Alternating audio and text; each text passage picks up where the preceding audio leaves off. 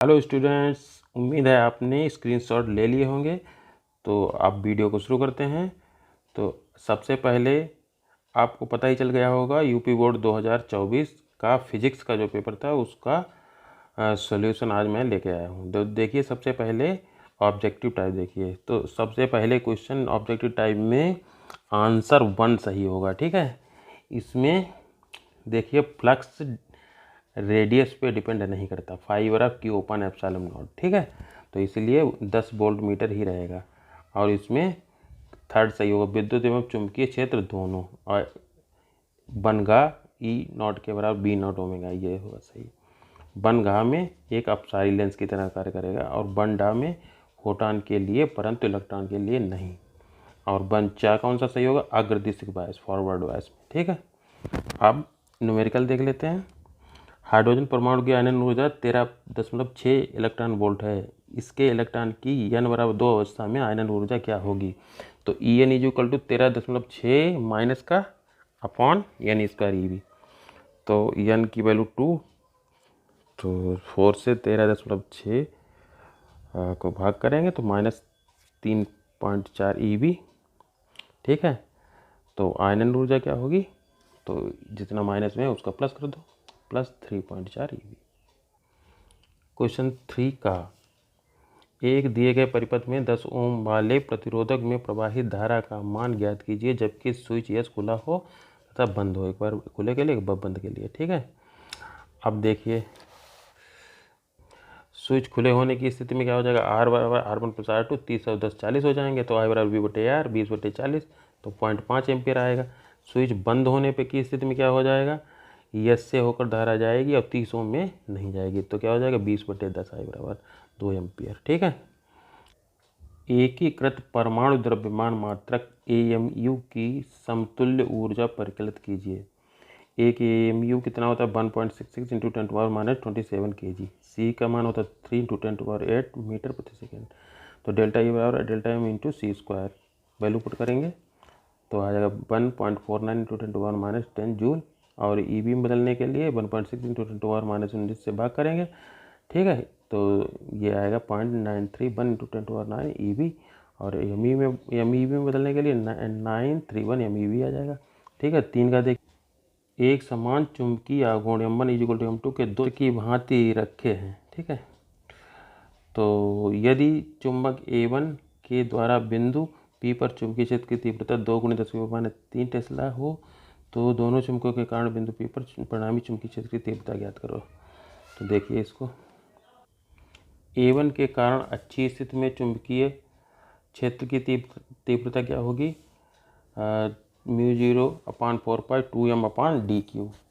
तो ये दी गई है 2 × 10⁻³ टेस्ला, ठीक है।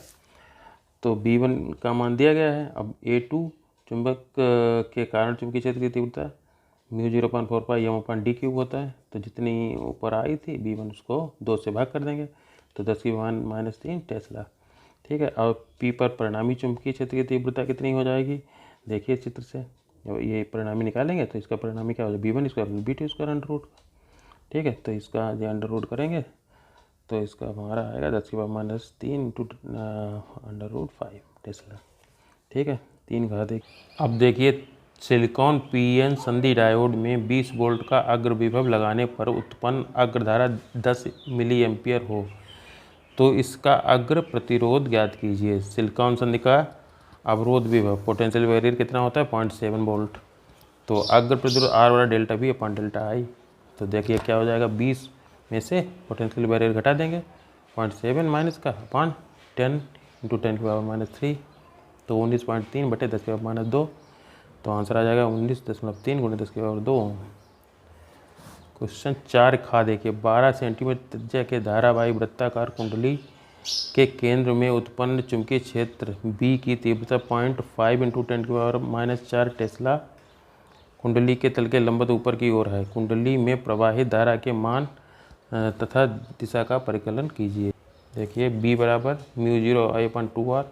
तो ये देखो 0.5 × 10⁻⁴ = 4π × 10⁻⁷ Y/2 0.12, क्योंकि सेंटीमीटर को मीटर में चेंज करेंगे तो 0.12 आएगा। तो I = 2 × 0.12 इंटू 0.5 इंटू 10⁻⁴ अपॉन 4.2 10⁻⁷ तो इसको कैलकुलेशन करने के पश्चात हमारा 9.55 एम्पियर आएगा। वामावर्त होगा दिशा। अब देखिए क्वेश्चन नंबर 4 का, दर्शाए गए परिपथ में ए तथा बी के मध्य विभवांतर ज्ञात कीजिए। तो देखिए ये अब ये सर्किट जो देखिए ये से किरचॉफ लॉ लगेगा। देखो ये दो जो हैं बंद परिपथ हो जाएंगे, तो ये पहला ये दूसरा बंद परिपथ। तो किरचॉफ के नियम से तो सबसे पहले धारा का नियम लगाएं, तो I1 + I2 + I3 बराबर 0। ठीक है, एक ही जंक्शन में मिलने वाली धारा है, तो I3 बराबर -I1 + I2। ठीक है, तो ये इक्वेशन नंबर 1। लूप ABDCA में ABDCA ऊपर वाले में, तो I1 × R1 कितना है 1 -I2 × R2, तो R2 1 ही है। तो देखो R1 R2 R3 1 ही है। तो अब क्या करेंगे, बराबर 3 - 2। तो देखिए ये इस तरह से डायरेक्शन है। ठीक है, जो अगर ये यहाँ पे इस तरह से लगा होता, ये इस तरह से, ठीक है ऐसे, तो ये प्लस में लिया जाता। ठीक है, लेकिन ये दोनों एक ही तरह एक ही डायरेक्शन में, तो इसीलिए ये माइनस में हो जाएंगे। ठीक है, तो ये 3 - 2। ठीक है, 3 - 2, तो I1 - I2 = 1। ठीक है, अब बंद पास ABFEA में R1 के ये R2 कितना है, तो 1, तो माइनस I3 × R3 R3 भी 1 है। ठीक है, I3 × 1 बराबर ये 2 - 1। ठीक है, 2 - 1। देखो ये भी इसी डायरेक्शन है, ये भी इसी डायरेक्शन है, तो ये माइनस हो जाएगा। तो I2 - I3 = 1। समीकरण 1 से I3 का मान रखने पर, तो I2 + I1 + I2 = 1। तो ये हमारी इक्वेशन बन गया I1 + 2I2 = 1। ठीक है, इक्वेशन 4 बन गई। 2 और 4 से, तो I1 + 2I2 = 1। अब हमने वो इक्वेशन जो थी उसको 2 से गुणा कर लिया, 2I1 - 2I2 बराबर 2। I1 - I2 बराबर 1 थी, तो उसको हम लिख सकते हैं 2 से गुणा करके, 2I1 - 2I2 बराबर 2। तो इस तरह से 3I1 बराबर 3, तो I1 बराबर 3/3 बराबर 1 एम्पेयर। तो I1 का मान समीकरण 2 में रखने पर, तो I1 - I2 बराबर 1, तो -I2 बराबर 1 - 1 बराबर 0, I2 बराबर 0। तो समीकरण 1 से I3 बराबर -I1 + I2, तो -1 + 0 बराबर 1 एम्पेयर। B1 बराबर क्या होता है, E1 - I1 R1, तो 3 - 1 × 1 बराबर 2 वोल्ट।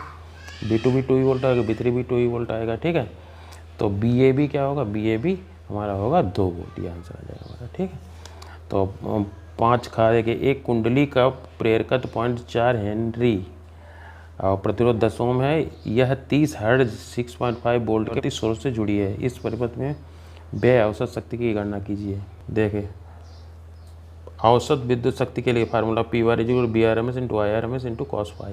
cos phi का मान होता है R/Z। ठीक है, Irms बराबर देखो Vrms/Z, तो 6.5 Z। ठीक है, तो Vrms का मान 6.5 है। तो हमने ये जो है सब वैल्यूज पुट कर दी। R का मान 10 है, Z का मान हमने 76 ओम निकाला है, Z का मान पुट कर दिया, तो हमारा आंसर आएगा 0.073 वाट। ये आंसर आ गया हमारा।